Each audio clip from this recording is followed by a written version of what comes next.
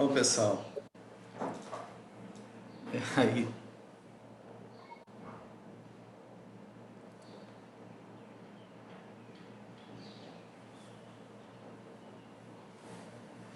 conseguem ver? Olha, nós temos um grupo de mais de 20 pessoas na sala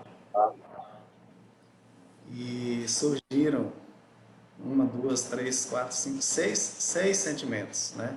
Agora, olha o que está em destaque aí.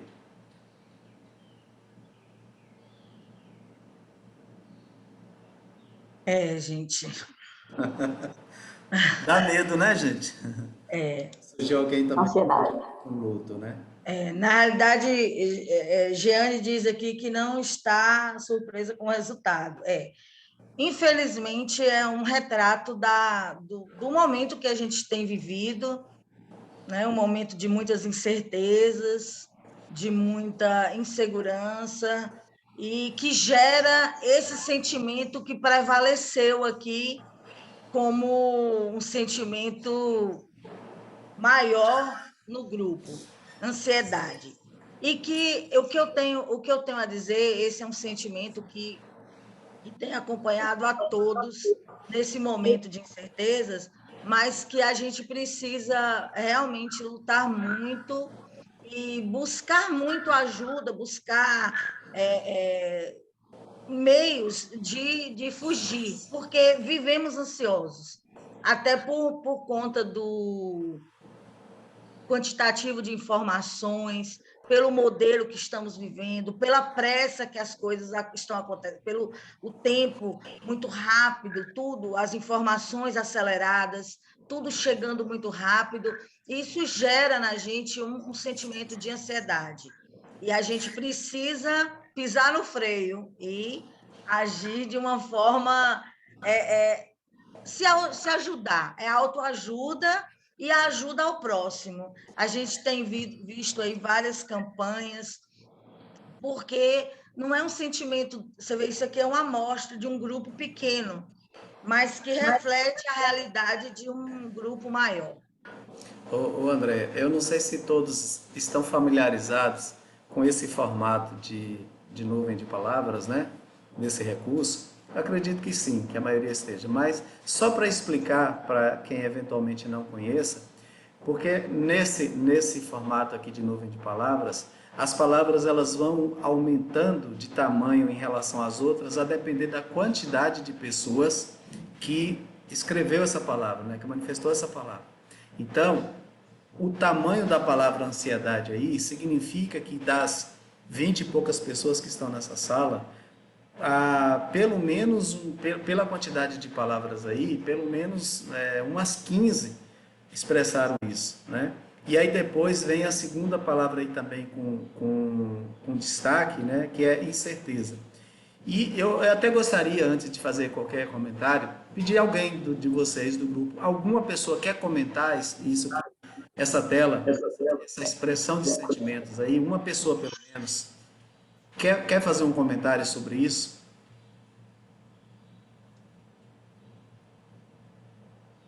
Alguém sente assim um desejo de manifestar, de falar alguma coisa sobre o que essa tela revela para nós nesse momento? Olha, Olha, se revela de uma certa forma, assim, para a gente está vivendo assim, uma angústia, né? Porque a incerteza, a gente está preparando tudo isso, todos esses documentos para retornos às aulas, e se realmente vamos retornar presencial, né? Tudo que a gente está fazendo, será que vai ser colocado em prática do jeito que a gente deseja? E voltando assim, né, aos anos anteriores. Suzete caiu. Bom, gente, olha, enquanto Suzete volta, né, que ela estaria falando, veja só. Nós estamos aqui com as palavras incerteza, insegurança, medo, elas revelam muito bem o problema, talvez, desse momento que estamos vivendo em relação a essa questão da pandemia, todas essas situações com o nosso trabalho, né? Tudo que nós fazemos e tal, o próprio receio da tecnologia, do trabalho dessa forma que temos sido forçados a trabalhar e tal. Mas aí o destaque para a ansiedade, eu vejo não só isso como causas, né? Nós sabemos a dinâmica rápida de transformação social que nós estamos vivendo, a própria forma de arranjos familiares, de convivência social, a própria convivência mesmo com esses avanços tecnológicos constantes, né, muito rápidos e dinâmicos, tem gerado tudo isso, eu acredito, em todos nós. Então, são sentimentos de fato que incomodam e que não são tão fáceis de se dissipar, mas é preciso, né? A gente precisa, até porque essa ansiedade a gente sabe que ela pode render, pode trazer outros problemas decorrentes. Então, são sentimentos que a gente precisa ter muito cuidado, né? De tentar mudar por outros, substituir por outros, e faz com muita vontade mesmo, né? E aí, nós gostaríamos então de dar continuidade a esse nosso trabalho de hoje, com essa informação de que a maioria de nós está ansiosa, né? Está vivendo essa dificuldade de compreender o mundo que está em nosso redor, né? De vivenciar, de conviver com a dinamicidade de tudo que está a nos afligir o tempo inteiro, com uma série de desafios, né, para o nosso dia a dia. Mas vamos lá, sabendo que precisamos superar, e a pergunta que nós fizemos é que você quer mudar. Então, você quer mudar esses sentimentos que aparecem aí, e nós vamos cada um fazendo um exercício pessoal muito grande, né? Buscando força em quem você crê, né? Para que tenhamos possibilidade de redefinir as nossas prioridades e pensar um pouco mais na saúde da nossa família propriamente, né? Eu gosto muito de usar uma alegoria que eu tenho visto ultimamente sendo utilizada. Todo mundo sabe, né, que existe uma recomendação que é feita quando você está num avião, que é o seguinte: em caso de despressurização, em caso de problemas, coloque primeiro a máscara em si para depois colocar nos outros. Então, a gente precisa cuidar da gente primeiro nesse sentido, para depois cuidar dos outros. Então, não dá para a gente ficar o tempo inteiro super preocupados com o que está em nosso redor, com os outros, com aqueles que nós amamos, e não nos preocuparmos conosco, né? Senão a gente não consegue ajudar ninguém, se não estivermos bem. Então, vamos... Só um minutinho, Eleuson. Sim, pois não. A gente vai passar em frente, só para... Eu sei que Suzete caiu, só para responder um pouquinho a Suzete também, ela retornou agora. O que a gente, pensando agora na nossa formação, e o que a gente pode fazer diante desse sentimento? Eu acho interessante, porque só em vocês demonstrarem que querem mudar isso já é muita coisa, já é muito bom, já é um bom começo. E o que a gente pode fazer? Suzete falou as incertezas, não sabe se vai ter aula presencial, se não vai, mas o que a gente pode fazer é viver um dia de cada vez e se preparar para a realidade que temos no momento. Então, por exemplo, estamos aqui vivendo uma adaptação. Se não podemos estar juntos presencialmente, porque esse encontro aqui seria presencial, não seria online. Estamos aqui fazendo nessa forma, à distância, planejando um possível encontro presencial, e que façamos isso, nos adaptemos a cada momento para que a gente possa, se não acabar com a ansiedade, mas diminuir, certo? E aí a gente segue nesse processo de adaptação. Então, vamos seguindo, refletindo, pensando em cada situação como uma possibilidade de se adaptar a essa realidade. É isso assim, que eu tenho feito e que para tentar superar todos esses sentimentos que são de todos, né? Que acredito que nesse momento todos têm sentido. E aí vamos, né, Elielson? Vamos Você lá. quer que eu compartilhe aqui? Compartilhe por aí. Tá. Não vamos correr riscos. Vamos lá. E aí a gente parte agora para ver o que a gente compreende aqui que seja o DCRB, né, o documento estadual, o DCRM, o documento municipal e o PPP. Pensando nesses 3 documentos orientadores, nesses referenciais, o que os aproxima, o que eles têm de similar e o que os afasta, o que eles têm de diferente.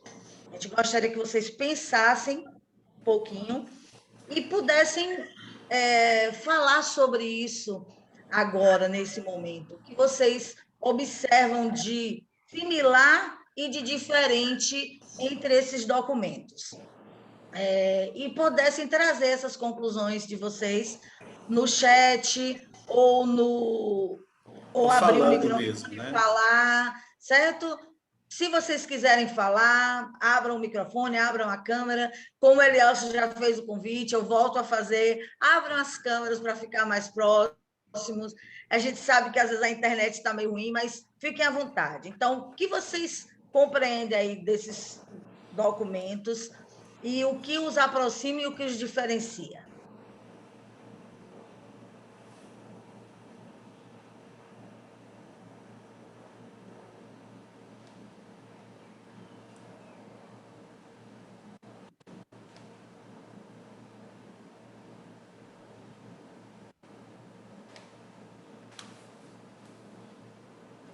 Então, gente, alguém quer expressar, quer dizer o que você entende como ponto comum entre esses documentos referenciais e o que faz com que um se diferencie do outro, né? Porque se fosse tudo igual, não precisava todos eles, né?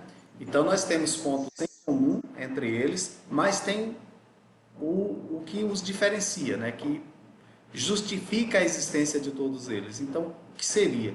O que vocês podem compreender e compartilhar conosco a respeito disso? A formação. Não pode falar. Deixa eu mutar aqui. Tá, pode ficar. E aí, pessoal, o que vocês... Alguém gostaria de falar um pouquinho sobre essa compreensão que vocês têm desses documentos? Então, os 3 documentos, eles orientam o trabalho pedagógico, e nem só o pedagógico, né? Todo o trabalho da escola. Porém, o que os diferencia é que o do município, ele tem algumas particularidades, individualidades que não tem no outro, que é geral da Bahia, né? E no PPP, ele contém mais informações, mais miudezas particulares da escola em si, porque mesmo dentro do município, as escolas existem suas particularidades, e tudo isso vai estar minucioso no PPP. Perfeito, Maria do Carmo. Mais alguém gostaria? Concordo com Maria do Carmo, né? Porque assim, o PP, todos eles são uma identidade, né? O DCRB é a identidade da Bahia, né? O DCRM é dos municípios, de cada município. E o PP é a identidade de cada escola, né? Como realmente ela colocou. E em cada identidade, né, a gente tem, né, as informações individuais, né? E a gente passa os desejos, né, o que vai ser trabalhado, como que vai ser trabalhado, a depender de cada conjunto de pessoas, de cada escola, né, de cada instituição. Perfeito.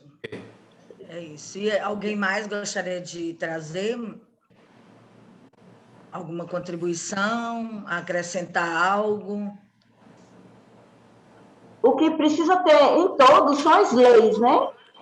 As leis que vai estar, o DCRB traz as leis e todo outro documento que a gente vai estar fazendo tem que ser baseado né, no DCRD, porque, né, ele é quem é o orientador maior.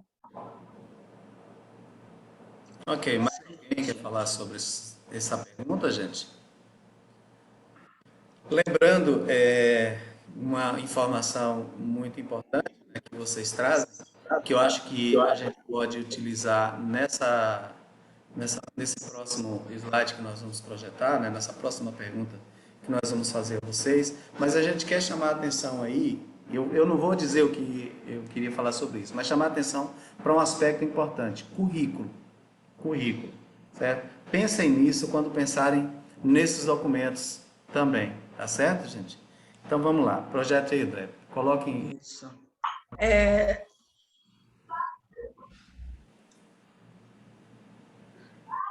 Aí a gente gostaria que vocês pensassem quais as Dá para visualizar possibilidades. direitinho a charge, gente? Visualizar direitinho? Vocês estão conseguindo visualizar a tela sim. direitinho? É. Sim, a Sim, visualização está perfeita. Certo. Quais as possibilidades de articulação entre DCRB, DCRM e PPP na perspectiva de uma educação integral a fim de evitar a situação posta na charge? Aí observe essa situação aí, ó, posta na charge. Façam a leitura dessa charge e aí a gente gostaria que vocês nos respondessem também esse questionamento da mesma forma, ou no chat, ou falando. O que vocês observam aí nessa situação?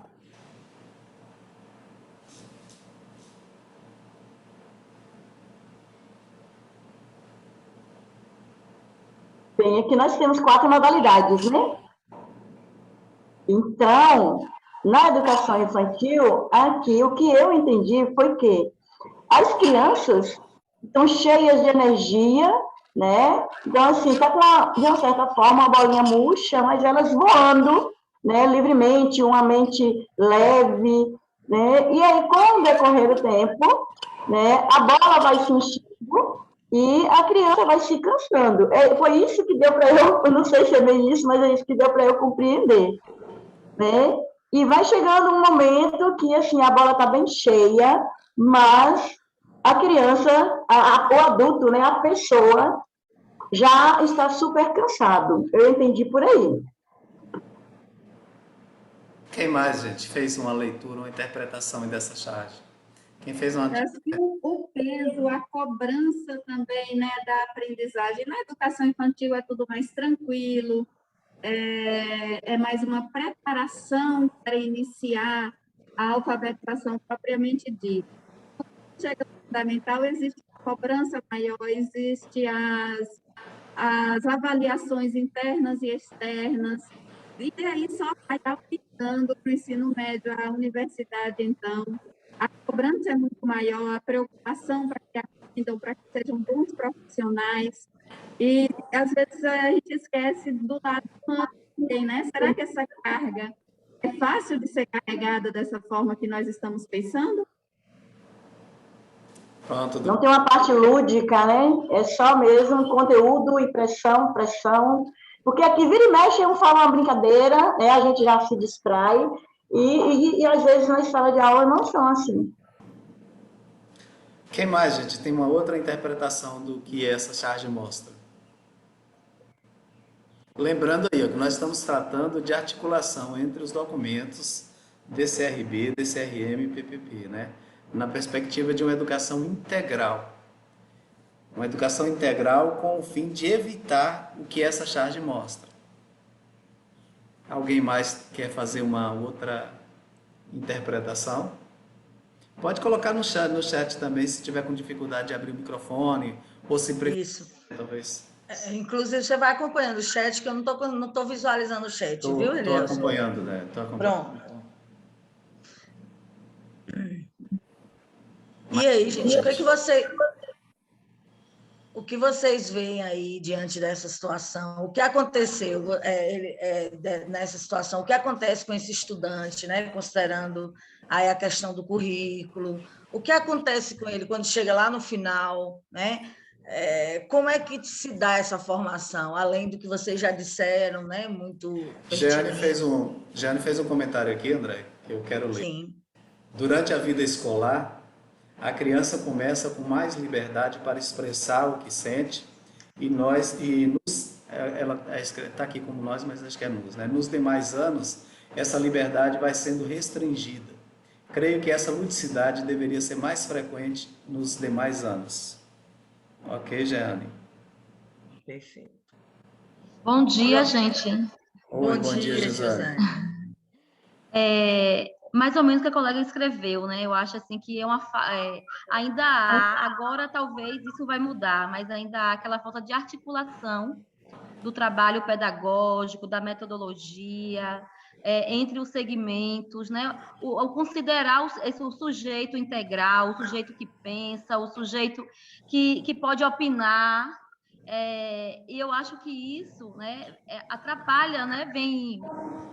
É uma das dificuldades entre os segmentos, dessa compreensão do sujeito, né?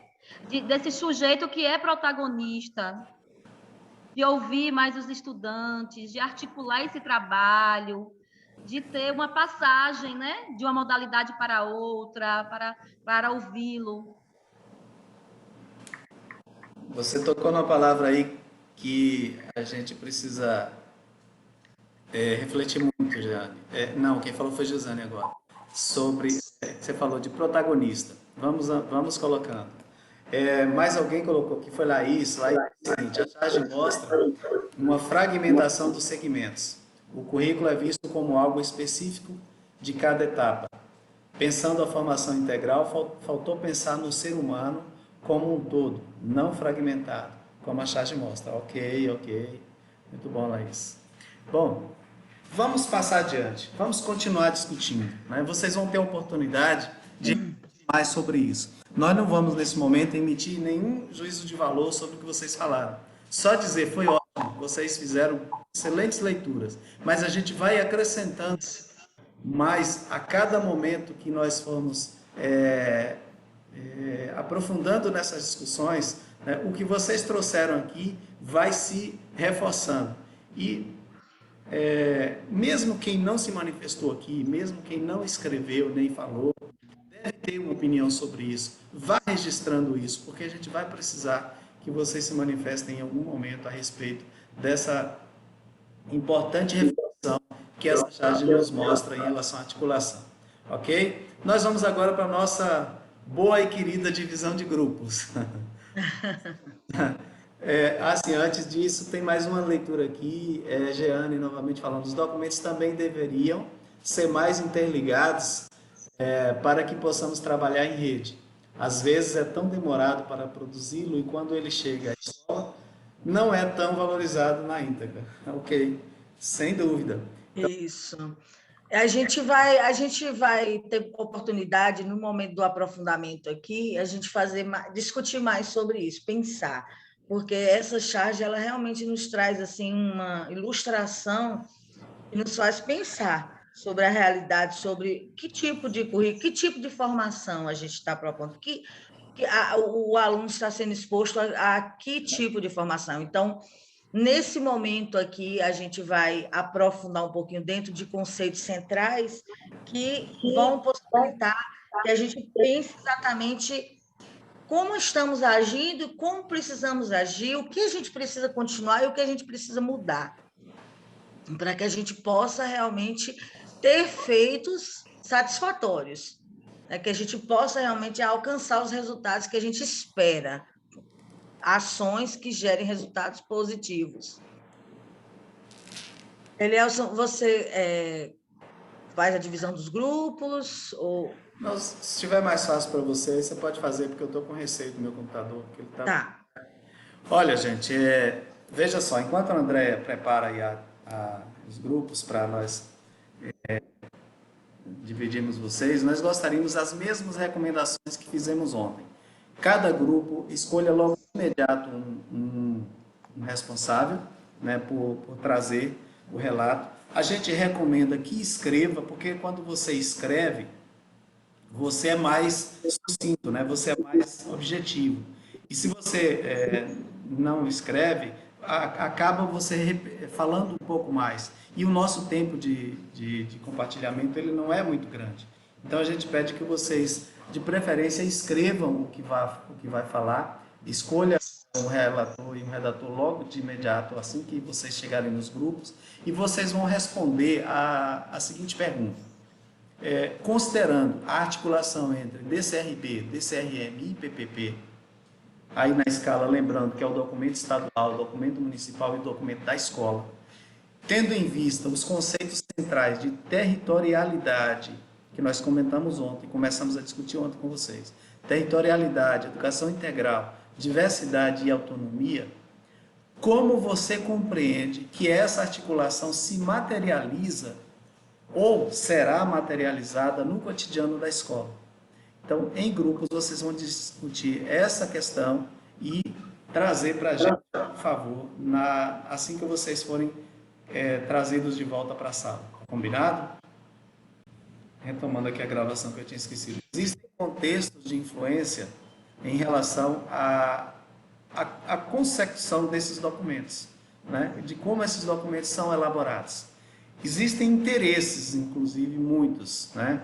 Apesar de ter sido um documento que houve uma solicitação, uma mobilização para a participação de professores de todo o país, de professores de todas as instâncias, de todas as etapas, de todas as modalidades, a gente não tem exatamente uma confirmação de o quanto essas participações, essas contribuições de cada sujeito desse entrou de fato no documento. A gente não tem como prever isso, mas houve essa participação. Então, é um documento que traz concepções nacionais e que precisam ser traduzidas, contextualizadas em cada âmbito, né? Então, ela vem para o estado da Bahia, que é um estado diferenciado, como são os outros também, né? Então, é um estado que tem suas diferenças, tem suas riquezas culturais, naturais e de todos os modos, e tem um jeito próprio do povo. Então, esse documento tem que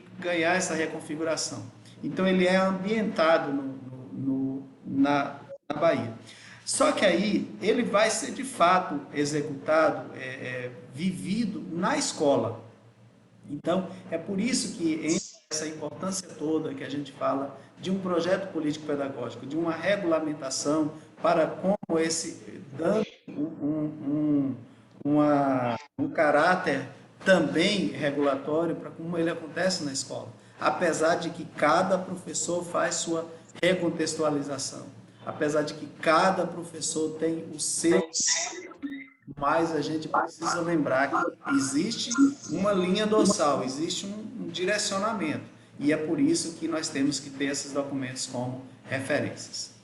Então, o documento, ele tem, o PPP, ele acaba ganhando, né, o seu lugar singular, né, singular e diverso ao mesmo tempo, né? É sempre interessante a gente chamar a atenção para isso. Por que ele é singular, diverso e plural? Porque ele tem que atender às pluralidades que nós sabemos que a escola é composta por uma infinidade de diversidades, de pensamentos, de escolhas, de condição social, de uma série de coisas, porém tem singularidades, ou seja, cada um é um. Então, o projeto, o planejamento, a proposta pedagógica tem que sempre pensar nessa pluralidade, quase que não sai, e nessa diversidade, né? Nesse também. Pensar no coletivo e pensar nas individualidades todas que estão lá. Então, o documento deve expressar a definição da proposta pedagógica que conduzirá os processos do ensinar e do aprender na convivência com o território na qual ela está imersa, né, na qual ela está realizando. Portanto, o PPP é um documento que deve fazer confluir intencionalidades coletivas para expressar, orientar, esclarecer e potencializar o diálogo entre os campos pedagógicos e administrativos que envolvem o ser, fazer da gestão da escola para conduzir e materializar a execução de forma de uma perspectiva pedagógica, sociocrítica, que oriente as práticas pedagógicas para horizontes sociais mais justos e democráticos. Ou seja, nós temos documentos normativos que trazem orientações gerais. E nós temos documentos que vão personalizar essa normativa no ambiente local e trazer essas peculiaridades locais para o fazer pedagógico. Você quer complementar, André? Que eu acabei aí dando uma acelerada por conta do... Não, tranquilo. Aí vocês observem que não está tranquilo, eu acredito que contemplou, né? E converge com tudo que vocês disseram. Observe que as falas de vocês aí, elas estão nessa consolidação, quando a gente traz aí tudo que vocês disseram, tudo parte de uma intencionalidade, e aí parte para tudo que vocês trouxeram, o protagonismo, a coletividade, e a gente vai seguir em frente, porque, como a gente já falou, a gente vai ter outros momentos para discutir mais, esse é o nosso foco, e a gente vai estar retornando essas discussões. E aí, outros momentos, a gente vai voltar e discutir mais sobre essa temática, que é essencial, importante para a gente. E aí, a gente parte agora para orientação aqui de uma atividade que a gente vai ter, um estudo de caso. Esse é uma atividade assíncrona, como nós falamos para vocês, nós temos atividades a cada semana a gente tem uma atividade que é realizada fora do momento presencial aqui do online. E algumas são em grupo, essa que vai ser individual. Vocês vão fazer um estudo de caso. A gente vai tanto estar no AVA, como a gente vai também compartilhar também com vocês lá no grupo a atividade. Quer falar? A gente não precisa falar aqui agora sobre... acho que a gente não precisa projetar a atividade, mas é só lembrar o seguinte, a atividade ela traz uma situação lá, vocês sabem bem, a gente fala de estudo de caso, como é que ela traz uma situação e vocês vão ler essa situação, vão interpretar e vão dar o posicionamento de vocês. Vocês vão escrever e aí vocês podem escrever um texto, por exemplo, no Word e levar o arquivo para lá, como você pode escrever lá mesmo, responder diretamente na questão. Então, observem, não sei se vocês já visualizaram lá no AVA, mas vocês vão lá, primeira semana, né, lá onde vocês estão, semana 1, aí vai ter lá atividade assíncrona. Vocês vão clicar para ver a atividade, para ler a atividade. Ô, André, talvez seja interessante você projetar. É isso que eu estou... Ela está aqui, ó, semana...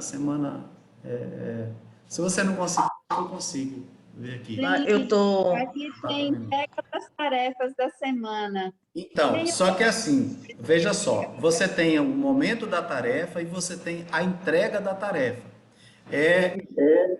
Olha aí. Aqui, olha, vocês estão conseguindo visualizar? Sim. Aqui, então, entrega aqui tem a tarefa, aqui vai ter a tarefa. Vocês vão ver a tarefa. Né? Aqui você vai ver a tarefa. Você faz o download, aqui tem especificando qual vai ser a tarefa. Né? A pergunta e tal. Agora, aqui, entrega da tarefa. Aí você clica... Tem um prazo limite para entrega? Aqui vai ter o prazo, aqui na atividade.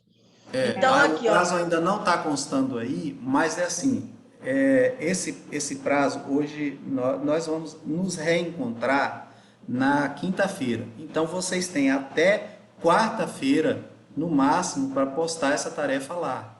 Entendeu? De preferência que vocês coloquem antes, porque a gente quer dar uma olhada, embora a gente não vá, porque essa tarefa a gente vai, deixa eu explicar. Nós vamos dar retorno individual para vocês, um feedback individual ao longo do curso. Não quer dizer que a gente vai dar esse retorno até o nosso próximo encontro.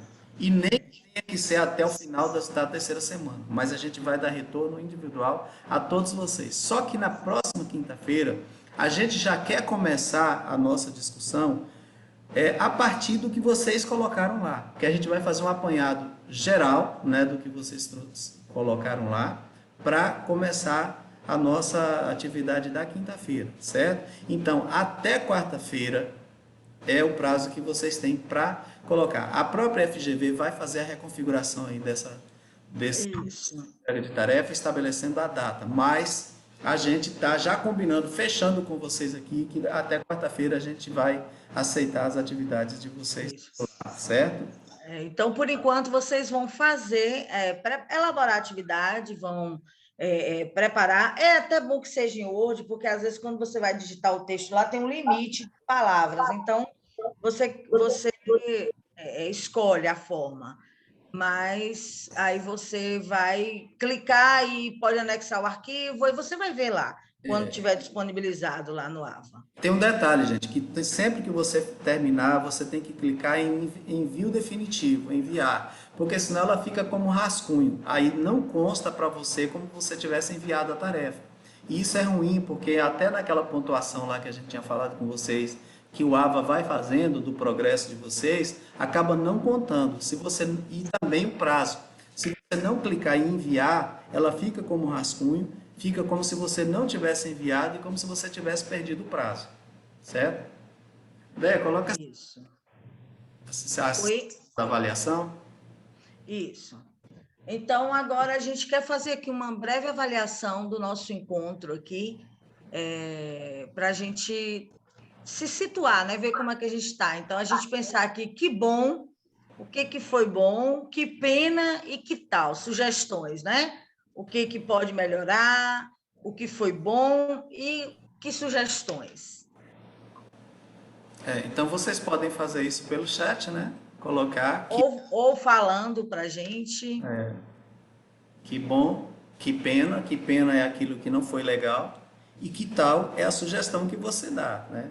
Porque a avaliação, ela precisa ter sempre essa preocupação, né? Essa evolução de você dizer o que está bom, o que não está bom, mas apresentar sugestões também, né? Para aquilo que você não considera tão bem assim.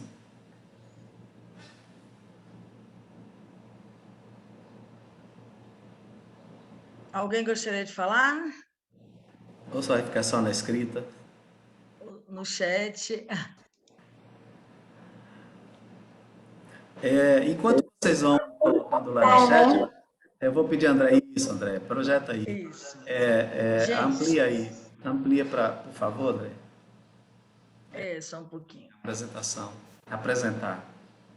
Só um pouquinho. Aí. Pronto. Então, gente, olha, veja só esse recorte aqui de uma poesia de Saramago, né? Acredito que todos conhecemos Saramago, todos admiramos Saramago. Então, o que sabemos dos lugares é que coincidimos com eles durante um certo tempo no espaço que são. O lugar estava ali, a pessoa apareceu, depois a pessoa partiu, o lugar continuou. O lugar tinha feito a pessoa havia transformado o lugar.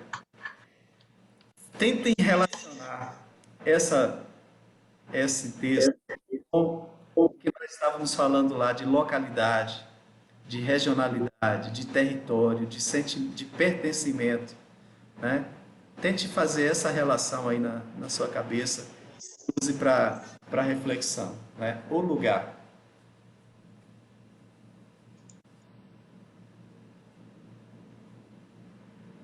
Que pena que não é presencial, né, Jeane? Concordo.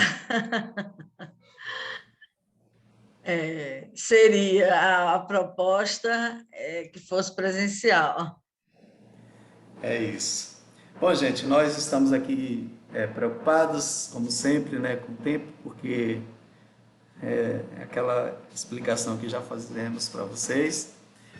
Mas nós cumprimos nossa agenda tranquilamente, né? Não estamos atropelando nada, apenas mesmo porque, em se tratando de atividade online, é como nós dissemos para vocês sempre, né? Ela tem que ser cronometrada, a gente não tem a possibilidade de extravasar tanto quanto a gente pode fazer no presencial, mas cumprimos a nossa agenda e ficamos felizes mais uma vez. Jeane, que tal? É bom nos encontrarmos mais vezes. Então, nós ficamos felizes por termos, mais uma vez, ter a participação de vocês. Gostaríamos, inclusive, de pedir às pessoas que têm ficado mais caladas, né? vamos participar mais nos próximos encontros, né? Extravasem um pouco, né?